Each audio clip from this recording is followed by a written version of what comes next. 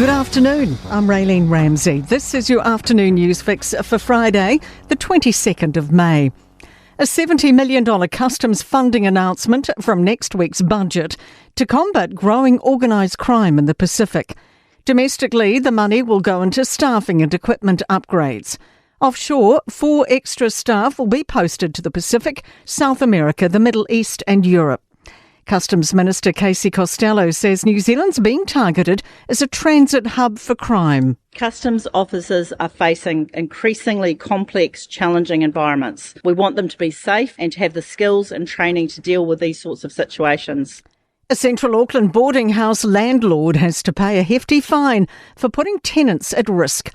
Beach Road Properties Limited has been ordered to pay $45,000 following an investigation by the Tenancy Compliance and Investigations team. It's part of a nationwide initiative to inspect similar boarding houses after the fatal Loafers Lodge fire in 2023. Joey Dwyer has more. The probe found residents have been living in cold rooms and were signing agreements with unlawful clauses, and the landlord intentionally failed to comply with an improvement notice. The landlord must also pay back all outstanding bond money after taking too much from tenants and failing to lodge them with tenancy services. David Seymour's questioning why anyone would oppose charter schools, saying they give kids another choice. The Associate Education Minister's released figures showing charter establishments cost the taxpayer less than same-size state schools. They're built by their operators, not the state. Seymour says charter students deserve an education that works for them. These children are New Zealand citizens, their parents are taxpayers, they have a right to take their share of the education budget to a school that will suit them. A poll shows support for the idea of enrolling kids in KiwiSaver at birth. NZ First proposed mandating enrolling newborns for the superannuation savings scheme, starting with a government contribution. Polling in March by Talbot Mills, before the policy was announced, was strongly supported by 36% of respondents and somewhat supported by 40%. Only 4% were strongly against it, 11% were somewhat opposed.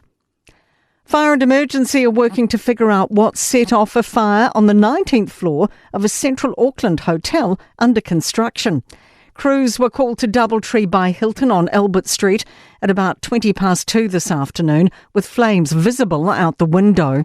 City Assistant District Commander Dave Woon says the blaze is now out, with everyone accounted for. We are ventilating and going through salvage at the moment. That means we're trying to clean up the place as much as we can.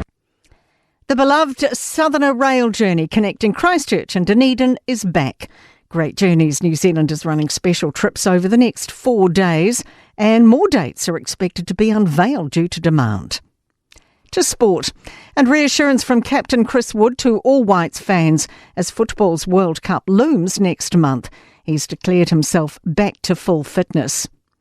New Zealand Warriors halfback Tanner Boyd has signed a 3-year extension with the NRL club until the end of 2029, despite being ruled out for the remainder of this campaign with a knee injury. Kiwi motor racing great Sir Scott Dixon has officially been inducted into the IndyCar Hall of Fame, the only active driver ever to earn the accolade.